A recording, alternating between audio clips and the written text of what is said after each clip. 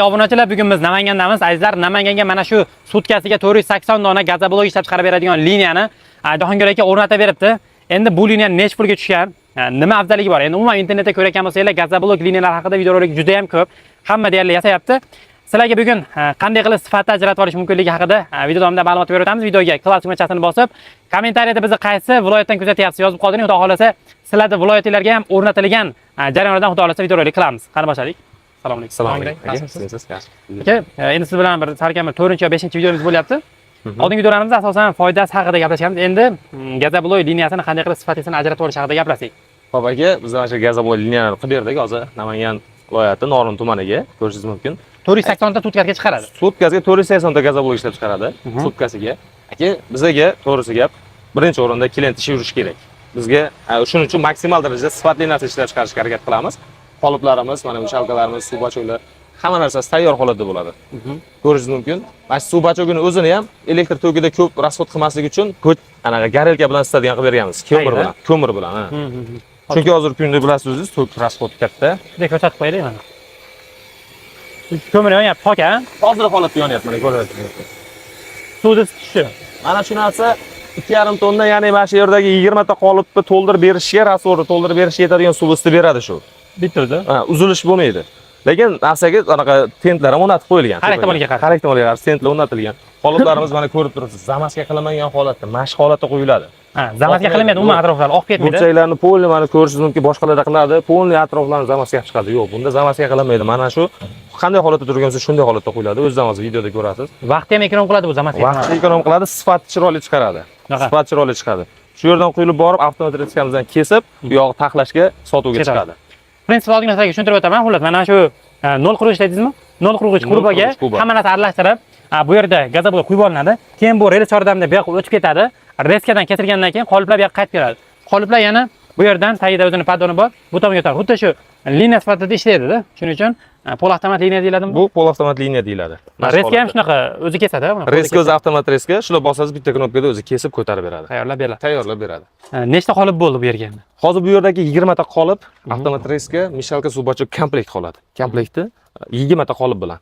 U degani kunda bemalol 2 marta aylantirib sutkasiga 480 ta gazoblok ishlab chiqara olasiz. Hech bor. Endi aka, kimdir gazoblokka 5000 foyda qo'yadi, kimdir 4000, kimdir 3000. O'rtacha 4000 hisoblanganda ham 1900, 1,900,000 atrofida. 1,900,000 atrofida foyda bor. Sutkasiga. Bu narsa o'zingiz bilasiz, hozir ishlab chiqarish joylari gazobloklar har doim o'chirt. Savdosi yaxshi. Chunki qurilishga eng yaxshi tanlov bo'lib qoldi hozir. Puli ham qulay, sifati ham qulay. Ishonmasanglar, agar bu gapimiz sizlarga yolg'on tuyulgan bo'lishi mumkin, bitta gazoblok sexlarga telefon qilib ko'ringlar. 1000 ta gazoblok kerak edi, qancha vaqtda qilib bera olaysan deb so'rab ko'ringlar. Kami bir hafta vaqt aytadi. Xuddi shunaqa. Bir hafta, ba'zi joylar 10 kun ham aytadi. Chunki ko'pchilik oldindan zakaz oladi-da. Xuddi shunaqa bo'ladi. Bitta surishtiringlar, masalan, o'zingizlarda shahringlarda gazoblok sex ochmoqchimisizlar, bitta topinglar nechta sex borligini. Shunga qarab telefon qilib qanchalik o'chirilganligini bilib olsanglar, keyin o'yinni boshlaydi-da biznesda. Xuddi mana shu liniyani qilmoqchi bo'lgan odam biz uchun nimalar qilib beradi aka? Bizga biz razmerni beramiz, biz aytgan holatda betonini quyib beradi. Xuddi shunaqa betonini quyib, mana shu ugolnigini olib bersa bo'ldi. Sizlar bu yo'lni tayyorlab berasizlar. Bu ugolnikni urvenga qo'yish, ustanovka qilish, o'rnatish bizniki bo'ladi. Qolgan hamma yo'g'i o'rnatib, o'rgatib, sifatli gazoblok chiqarishni o'rgatib ishga tushirib beramiz. Mayli. Endi reskani ham bir qator ko'rsatib o'tamiz. Endi aka, xuddi shunaqa liniya qilmoqchi bo'lgan odam nech pul sarflash kerak xuddi shu holatiga? Xuddi shu holatga kelish uchun $8,5 ming pul sarflash kerak. Agar o'zimiz vodiy bo'lsa, arzonroq kelishtirib beramiz. Lekin agar O'zbekiston bo'ylab hisoblaydigan bo'lsak, $8,5 ming sarflash kerak. Mana bu yerda elektrga 220 ga ishlaydimi, 380 mi? Buni qoluvchilar uchun 220 ga, xohlasa 380 ga. Bizga puliga farq o'ynamaydi. Biz xohlasa unga, xohlasa bunga qo'yib beramiz. Hammani o'zining sharoitidan kelib chiqib. Reskani bitta ko'rsatib qo'yaylik. Buni yog'lab chiqish kerak ekanda. Bu atrofni yog'lab chiqish kerak. Mana bugun hozir o'rnatib, kecha ishlarini tugatganmiz. Bugun mana ish boshlanyapti bu yerda. Yangi turib hali qo'yilmagan holatda. Mana atrofi. Qancha joy kerak bo'ladi endi aka? Joy xuddi mana shu joy apparat o'rnaydigan joyi, qarang. 25 ga 9. Shu joyda 25 ga 9 joy qo'yiladi. Mana shu joydan bemalol foydalanish. Endi bu yoq plashatka qancha katta bo'lsa shuncha yaxshi. U yoq endi quritgani, blogga taxlagani. Ikkiga mana ustlarini yopilyapti, hozir ko'rib turibsiz. Bu qishga ham ishlashga tayyor. Qishin yozim sezon tanlamay ishlanadi buni. Mana avtomat reskamiz aka. Shitlar montaj qilingan, motorlar qo'yilgan. Buni aka 5 xil razmerga o'zgartirsa bo'ladi. Reskani. 12 перегородка, 20 standart, 25, 30 zakazga qarab o'zgartirib kesib berishaveradi. Zo'r, tushunarli. Aka, kimdir endi bizni misol bitta obunachimiz bilan gaplashganimda, men o'rtacha shu katta liniya qilmoqchiman. Avtoklarni emas, obyomi shunga yaqin bo'ladigan, misol 30-40 ming dollarlik liniya qidirmoqchiman dedi. Bunaqalarni ham qilib bera olasizmi? Albatta aka, ularni ham bemalol terib bera olamiz. Zavod bo'ladi. Hamma narsa, hamma komponentni o'zi avtomatik tashlaydigan bo'ladi. Tashlaydi. O'zini Quritadigan joyi bo'ladi. Quritadigan joylari, suv bachogi anaqa silos bo'ladi 50 tonnalik. Hamma narsasi o'zi avtomatik bitta knopkada boshqaradigan qilib bera olamiz. Zo'r. Endi asosan biz hamyonbopro liniyalarni ko'rsatib o'tyapmiz. Arzon emas, o'rtacha liniya. Misol uchun boring 10 ming bilan boshlab o'tsa bo'ladigan liniyalar to'g'rimi? Mana shu 10 ming bilan boshlasa bo'ladi. Bir xil arzonni aytsak, bir xil arzon dedi, qimmatni aytsak qimmat dedi. Mana bu holati eng qulay variant, o'rtasi mana shu. 10 ming tiya. O'rtasi.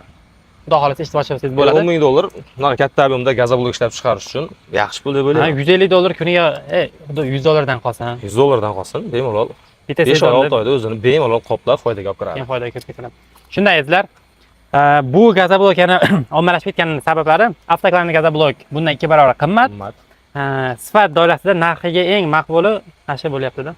Narxiga sifati to'g'ri keladigan hozirgi O'zbekiston sharoitida eng yaxshisi shu bo'lyapti. Hali bo'lgan zo'r, faqat narxi jicha qimmat qilyapti. Agar uni ham narxi arzonlasa, u ham uchsa kerak. Biz 22 ming bizni aholimiz uchun ozgina qimmat qilyapti-da. Biz qaysidir blok zo'r demaymiz, yomon demaymiz.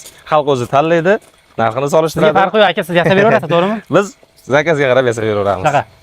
Aka, gazoblok sexiga borib ko'rmoqchiman desa, uni olasa o'zimiz adres beraman, kelib ko'rsin o'zimiz sexdan. Apparat sotib olib, yo'q bo'lib qoladigan odam emas. Yo'q. Bizda unaqa yo'q. Shu klient bizdan apparat oldimi, ishini yurgizguncha biz bilamiz.